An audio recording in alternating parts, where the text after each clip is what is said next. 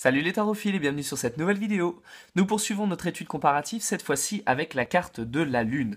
Une carte qui n'est pas évidente à saisir dans le tarot de Marseille puisqu'elle est extrêmement riche, extrêmement dense. On a beaucoup d'éléments, beaucoup de détails et il faut qu'on jongle et qu'on compose avec ça.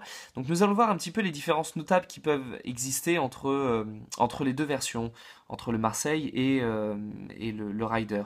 Alors on reste assez proche de ce qu'on trouve dans le Marseille avec le Rider, à quand même un détail près, enfin deux détails près, que moi j'aime beaucoup pour une fois dans le Rider. Moi je donne bénéfice du doute à cette carte-là. Alors là on a une version artistique que moi je trouve largement discutable puisque nous trouvons un visage masculin dans la Lune, alors qu'effectivement traditionnellement nous donnons à la Lune un sens féminin et pas masculin. Donc là moi ça je trouve que c'est un peu discutable, même si évidemment la Lune n'est pas féminine et le Soleil n'est pas masculin puisque ce sont des astres, donc ça n'a pas de sexe. Traditionnellement et culturellement, nous avons ancré dans notre inconscient collectif un rapport féminin lune et masculin soleil. Et là, cet amalgame, moi, me semble être vraiment une grossière erreur. Après, c'est pas dramatique, c'est juste que du coup, si vous tirez avec ce jeu-là, vous ne pourrez pas parler de fécondité, de maternité, de féminité si vous tirez la carte de la lune, puisque ça n'aura pas rapport. Ensuite, moi, il y a quelque chose que j'aime beaucoup dans la version du Rider que l'on n'a pas dans la version du Tarot de Marseille, pour les versions en tout cas les plus récentes, mais que l'on a pourtant dans les versions les plus anciennes des tarots français et européens, c'est ce chemin.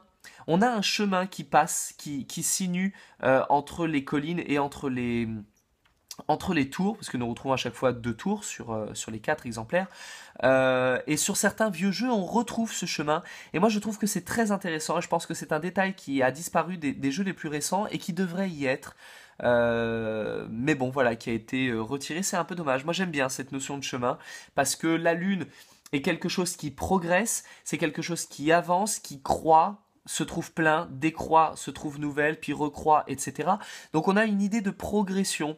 Et ça, du coup, on le retrouve beaucoup plus fortement dans ces cartes-là que dans celle-ci. Dans celle-ci, on aura toujours l'idée de la Lune, donc on aura une idée de mutation, on aura une idée de quelque chose d'instable et de changeant, mais on n'aura pas l'idée de progression et de cheminement. Et ça, c'est dommage, parce que ça aurait pu être intéressant de le mettre.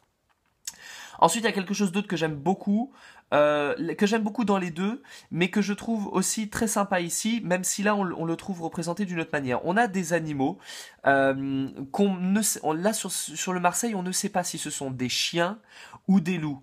Donc en fait, on se retrouve entre chiens et loups, comme le dit l'expression. Voilà, être entre chien et loup, on n'est pas tout à fait en plein jour, on n'est pas tout à fait en pleine nuit, donc on est encore une fois dans une espèce d'entre-deux. Et moi ça, je trouve ça appréciable, c'est que ici, nous avons vraiment une espèce de loup bien représenté là, et un chien bien représenté là. De même ici, nous avons véritablement un chien avec le collier, et ici un loup. Par contre, moi ce que je reproche, c'est qu'en réalité le chien devrait se retrouver de l'autre côté, et le loup pareil, inversé de l'autre côté. Pour une raison très simple. Dans le tarot de Marseille, nous avons un détail qui est infime, mais qu'il faut voir pour comprendre ce sens, et particulièrement le sens de la carte en règle générale, sont les queues des animaux. Nous avons un animal avec la queue en l'air, la queue qui se redresse, et l'autre avec la queue en bas.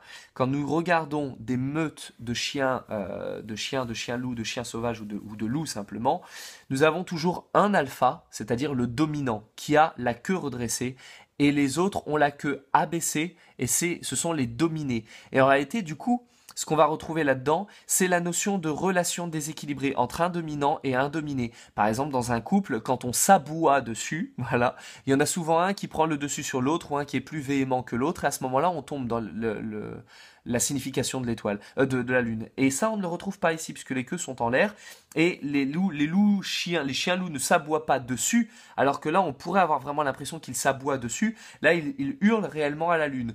Donc c'est dommage, parce que du coup, on n'en fait pas grand-chose. Le fait de hurler à la lune, on ne fait pas on n'en a pas grand sens. En dehors de l'idée d'un rassemblement. Du coup, la Lune sera l'idée de se rassembler, alors que là, l'idée sera vraiment une notion de déséquilibre entre les deux.